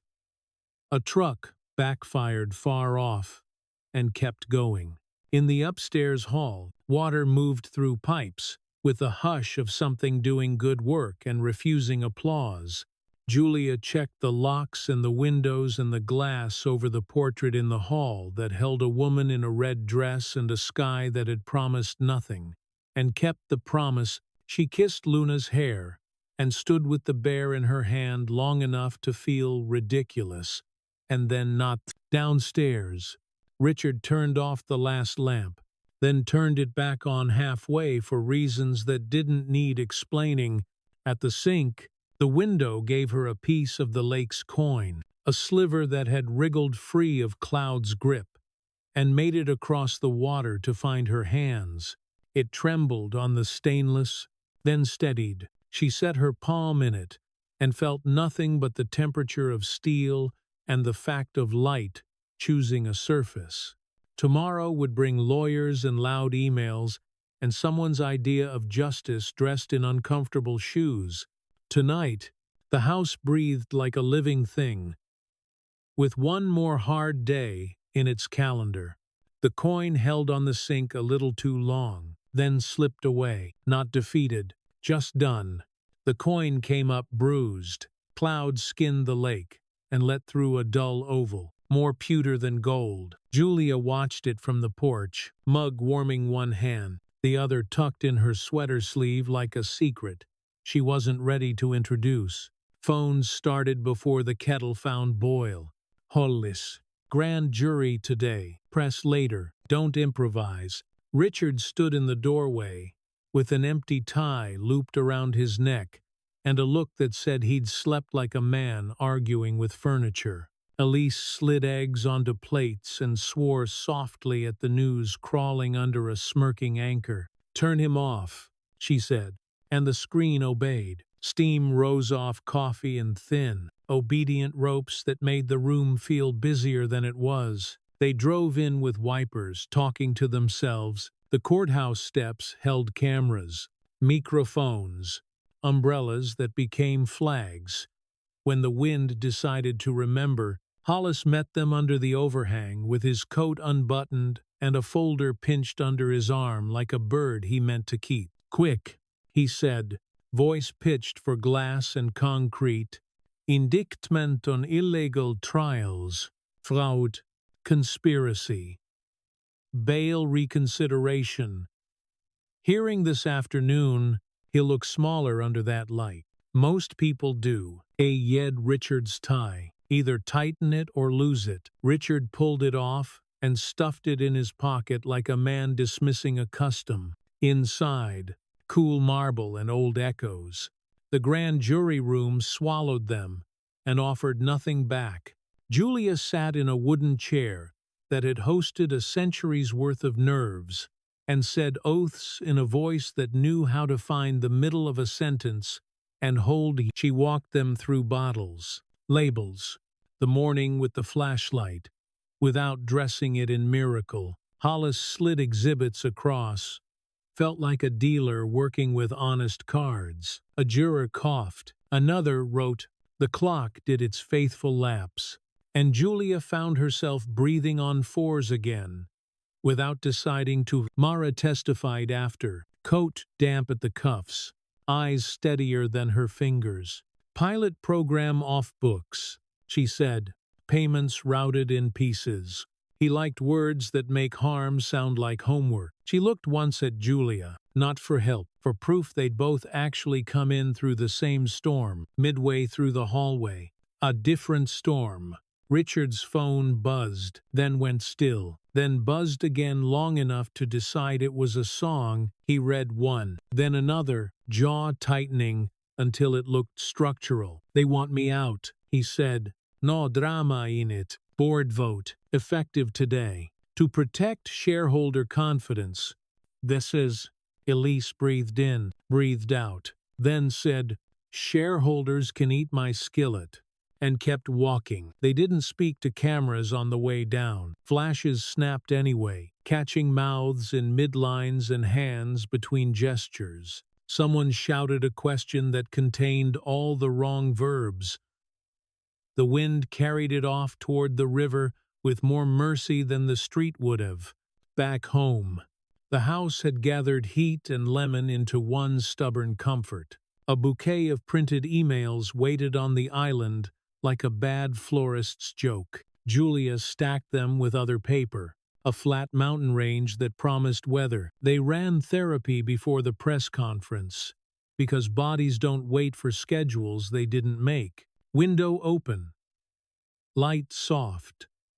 Cards laid with care. The room settled into its good work. "Circle," Julia said, and Luna found it in 3 seconds, then leaned her forehead into Julia's forearm, as if to say, "That's the story I'm interested in." Hollis's voice carried thin through the laptop. "Evidence suggests long-term suppression of reflexes," he said. "Measured. Unador Ned." Reporters leaned forward. Pen clicked. The seal behind him watched with eagle patience carved from somebody's idea of patriotism. Richard didn't watch. He stood by the sink and stared through glass to the orchard, where leaves flipped their pale sides to a wind that decided to be interesting. He held his phone like a man trying not to drop the thing that had just dropped him. "Do you want me to make a statement?" Julia asked. "No," he said. "I want you to keep doing the thing that tells me mornings still count." He filled a glass, spilled a little, didn't wipe it, and the water line on the counter looked like a map to somewhere you had to earn. Mid-afternoon. The smear machine spun faster. New piece, new angle, new anonymous quote, who always seemed to be in the room when they weren't. Elise printed nothing, read everything, then tore a sheet in half and used the blank backs for grocery lists. "If they're going to waste paper, vivont," she said. The first crack came at 4, a chirp from the gate. Elise glanced at the monitor, frowned. "Delivery," she said, which meant not a package. A man in a polo that sold trust set a clipboard on the stoop and walked away without looking back. Inside the box, a child's eye chart and a pair of blackout sunglasses. On top, a sticky note. "Keep her in the dark." Neat block letters. Patient bile. Richard took one step toward the trash and stopped. Evidence, Julia said, and put it in a sleeve before her hands could obey her temper. Elise called the deputy and said, "Add another for your scrapbook," then hung up without waiting for his humor. The lake went tin, clouds peeled in strips, letting light fall through like torn receipts. Julia thought of the flashlight she hadn't used in days, and felt its weight in her pocket anyway, a small tool still ready to work if the room forgot what it had learned. Dinner tried to help, tomatoes heavy with their own sugar, oil catching the light like a last luxury, bread that resisted before it yielded. Luna chewed slow and focused, then set a crayon circle on the edge of the napkin, as if claiming the table for her quiet revolution. The second crack came with dusk, glass somewhere upstairs. A note in the key of sudden. Elise put her knife down, wiped her palms once on the towel, and moved before anyone else named it. They found it in the hallway by the nursery door, a neat scatter of square shards, and an air shift that made the back of Julia's neck try to grow eyes. Richard said Luna's name with care, and Elise was already shepherding the girl toward the pantry as if it were a bunker. "Stay," she told Julia without looking. Julia shook her head because staying had already moved. The nursery smelled like dust and old soap and a sharp chemical tang that didn't belong. Moonlight flattened the crib's white rail into a cold stripe.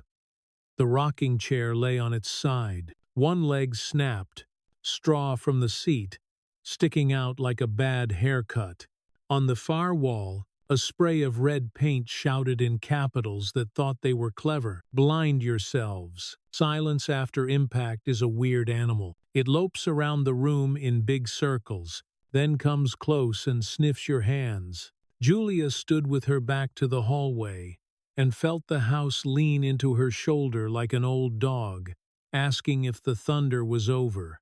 Richard stepped past her and went to the chair like a man whose knees had decided their own plan. He touched the broken rung, then the paint on the wall without actually touching it. "I left it like this," he said, and the sentence had 3 meanings, and all of them knew it. The can lay under the window with the top gone, the nozzle sticky, a shoe print ghosted in the spilled paint, size 9 or 10. Tread common enough to make detectives yawn. Julia put her phone to camera and took the room one square at a time, then set the can in a bag and sealed the mouth like she was closing a wound. Midpoint turned on a thin edge. A car rolled back down the drive. Lights off. The sound of tires, chewing gravel, then letting it go. Elise stood at the screen with the deputy on speaker, voice steady, mouth hard. "Yes, vandalism," she said. "Yes, a room that should have been retired already." They waited while the house refilled its lungs. Luna pressed her palm to Julia's pocket where the flashlight lived, a small, absent-minded seeking. Julia wrapped the girl's hand in both of hers and felt the tremor stop. The deputy arrived with a camera and compassion that knew not to be loud. He took prints from wood that had collected more grief than oil, bagged a flake of paint with the care of a man saving the last piece of cake for the right mouth. Cameras caught a cap and a license plate you could argue over. He said, "We'll run what we can. Meanwhile, lock what you thought didn't need lock." They swept glass. Elise righted the chair, the way you lift a friend who's been knocked over at a bad party gentle, a little angry on their behalf. The leg wouldn't reattach. Wood fibers had decided to go their own ways. Richard picked up the framed photo from the dresser, the one of a woman in a red dress with a sky that had kept its promise to be blue that day. The glass had spidered.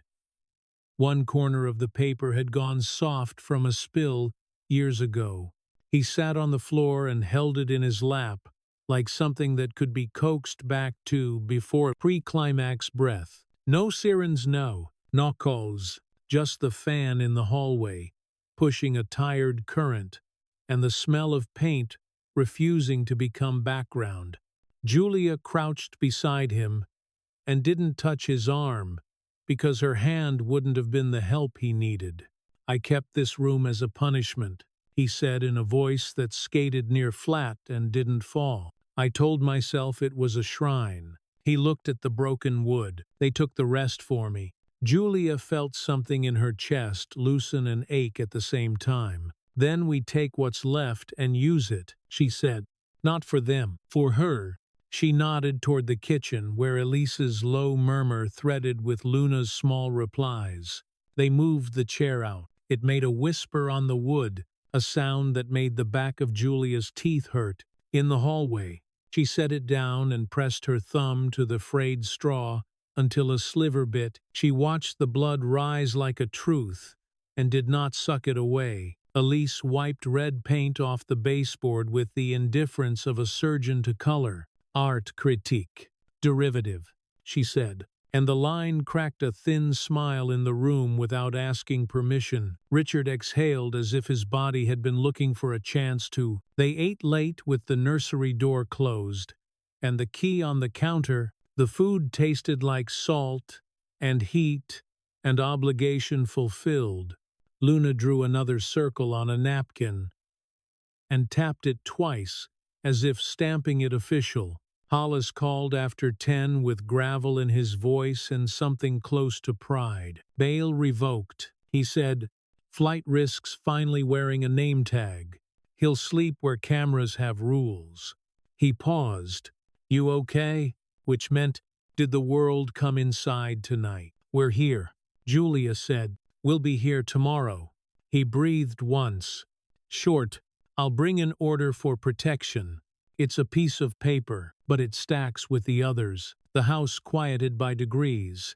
Elise hung a sheet over the nursery doorway like a bandage and left the paint to harden into what it was. Richard locked windows, then unlocked one again because air is still allowed. Julia found the broken leg of the rocking chair and took it to the garage.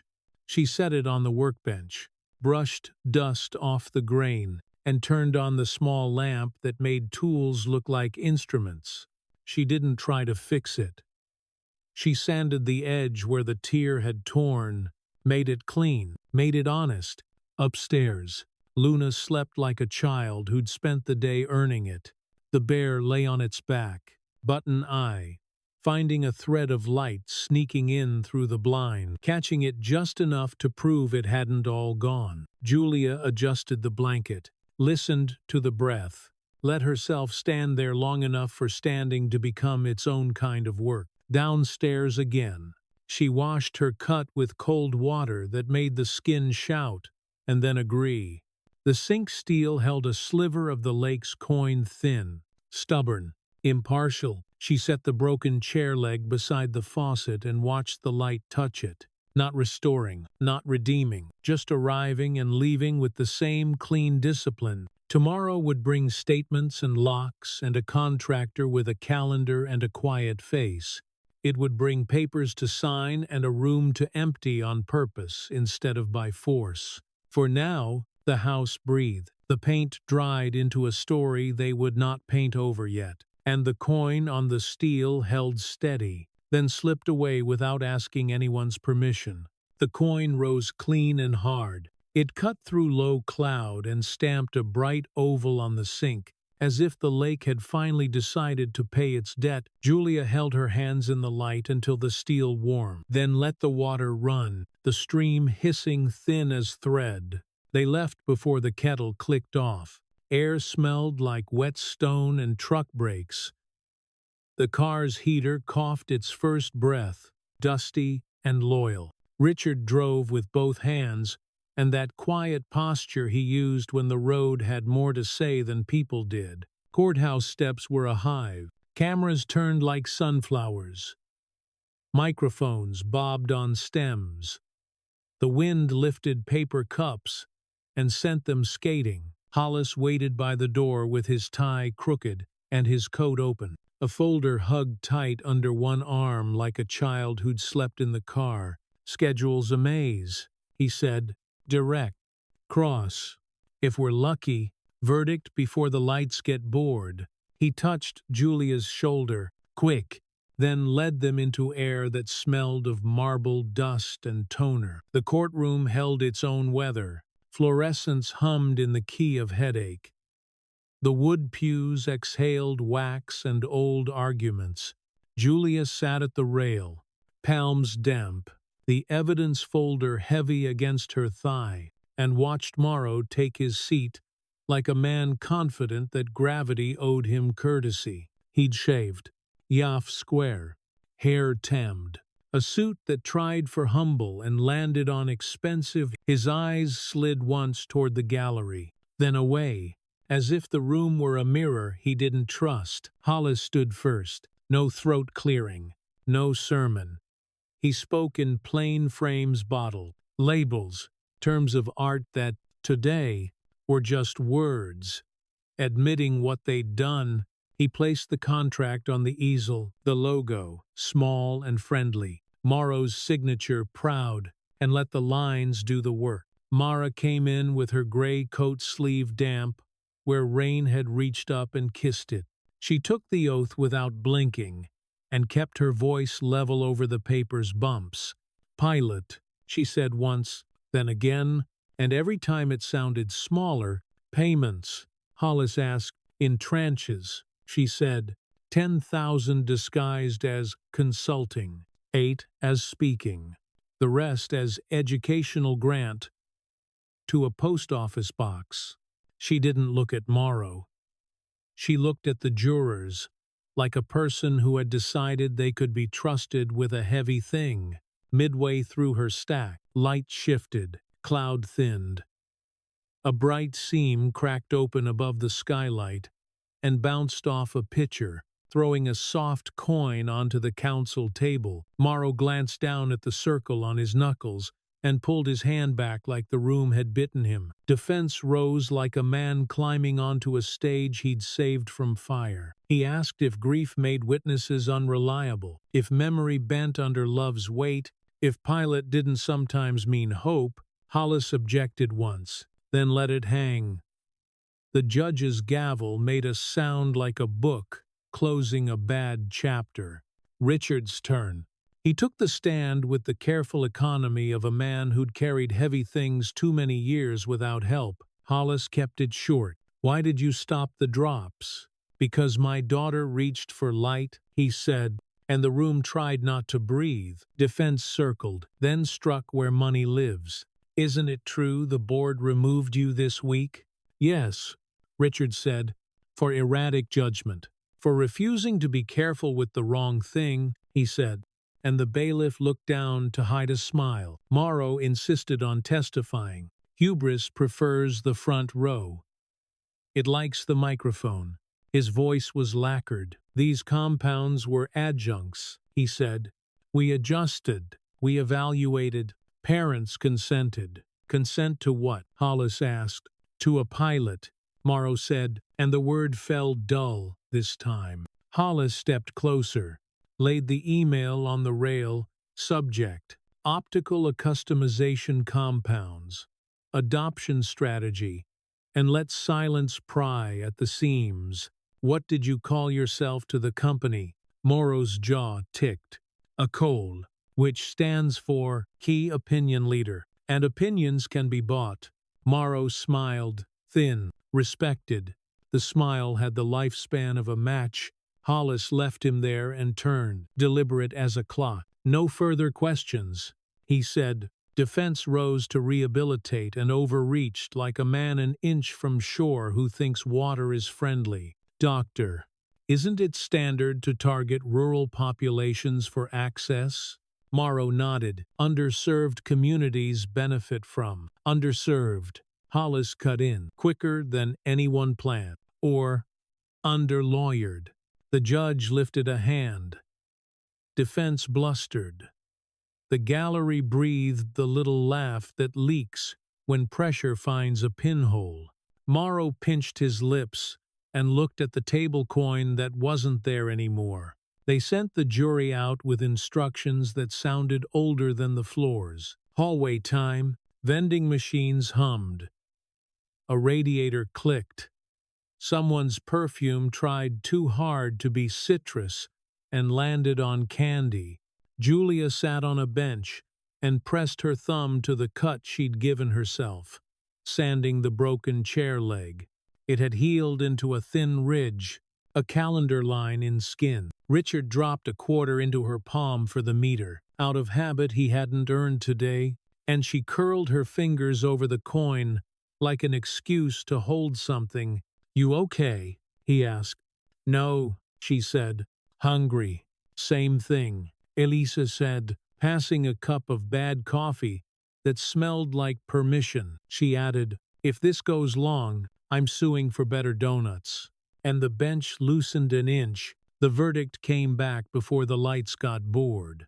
Guilty, count by count, the words landing one after another like nails doing their job. Morrow stood so straight he wobbled. The judge denied bail without enjoying it. "We don't reward flight risk," she said. Morrow's mouth finally betrayed the plan under it. "This town doesn't know what I did for medicine," he said, low and sharp. "I created data. Data don't bleed," Hollis said before he could help himself, and the gavel's crack covered the sentence like a blanket over a too bright lamp. After, the hallway widened. Reporters waited. Cameras blinked. Hollis took the microphones as if he were briefly renting them. "Today says one thing," he said. "Kids aren't pilot projects." He did not stay for follow-ups. They didn't leave by the steps. The side door led to a stairwell that smelled like bleach and something older. Julia paused on the landing, hand on the rail gone smooth from decades of palms, and let herself be tired without making it anyone else's job. They drove home through light that had remembered how to be warm. The orchard flashed pale under a breeze. The gate opened like a mouth that had decided, finally, to welcome what it loved. Inside, lemon oil and the faint ghost of that acrid paint. Now more memory than presence. Luna sat at the table with a fresh stack of paper and the concentration of a scientist. She drew a circle, then another, then a square that kissed one edge. "Map," she said, the word newly hers. Julia set the evidence folder on the counter and slid the flashlight beside it. She knew where each would sleep tonight. Elise lit the stove and said, "We're out of basil," as if scarcity could be solved by declaring it out loud. Midpoint turned the room again, quiet and big. Richard reached into the nursery with the key and didn't use it. He stood in the doorway with his hand on the jamb and said, "Tomorrow," to no one, to the wall, to himself. In the evening, a hearing in a different building with softer chairs. Family court smelled like tempera paint and hand sanitizer. The clerk wore a cardigan that had known kinder rooms. The judge read papers, then lifted her eyes over glasses and made a small, human sound. "Guardianship approved," she said. "Adoption pending longer paperwork, shorter speeches." Luna swung her feet and seemed mostly interested in the stamp. The judge let her press it, quick and solemn, on a blank sheet. "Oficial," Luna said, delighted by the thump. They didn't celebrate out loud. They stopped at the diner. The jukebox muttered to itself. The waitress brought extra napkins without being asked. The true sign of affection. Julia watched steam climb off soup, thin ropes rising and disappearing, and let her shoulders sink one notch. Pre-climax breath came back home. They stood by the lake as dusk found its low gear. Frogs started their chorus on cue. Wind peeled a clean coin out of what remained of the day and set it wobbling on the black water. Richard spoke first. "I thought winning would feel like a window opening," he said. "It feels like a door we have to hold open." "It's a road," Julia said, and smiled at the repetition. "We walk it," He slipped the quarter he'd given her earlier into her palm again, silly and tender, the way a man marks time when there are no spare words left. "Parking meter," he said. "Emergency gum," she said, and tucked it into the small pocket in her jeans that keeps coins company and secrets closer. Inside, they cleaned the nursery, not to erase, to choose. They boxed the tiny clothes. They laid the broken chair leg on the bench by the back door, where evening light could find the new sanded edge. Elise painted the wall white, where red had screamed. A faint shadow remained under the coat, like a scar that had finished its job. Luna carried her bear in both hands, set it on the center of the empty floor, then moved it to the doorway, deciding what rooms needed guardian. "We'll make it a studio," Julia said. "Windows first." The house took the plan and filed it under respiration. Dinner tasted of pepper and oil and gratitude that didn't enjoy speeches. Hollis sent one text, sentencing next month then, in a second bubble. A single thumbs up like a man conserving adjectives. Julia wrote the day down twice. Names, times, the sound the gavel made, the way the light on the sink had looked ready. Her hand cramped. She flexed it. The ridge on her thumb throbbed once and went quiet. Night laid itself over the orchard like a clean sheet hung right. In the hall, water ran, then stopped. Plumbing respectful of rooms where children sleep. Julia went to Luna's door and watched her breathe. The small, steady pull and drop. The bear curved into the hinge of her elbow like punctuation. Downstairs, the flashlight sat where she'd left it. She picked it up, clicked it on once. A thin beam on steel, bright as beginning, then clicked it off and slid it into the drawer next to the rubber bands and twine. It didn't feel like surrender. It felt like putting a tool back after it had done its work. At the sink, the lake sent one last coin. It trembled on the rim, a narrow crescent wobbling against the dark glass beyond, then steadied as if hands had closed around it from the other side. Julia touched the light with her dry fingertips and felt only the cool of metal and the fact of distance closed. She left it there. She turned off the lamp, let the room return to the shape it took without human insistence, and listened to the house breathe. Outside, the coin held a second more than anyone would bet, then slipped under, quiet as a promise kept without witnesses.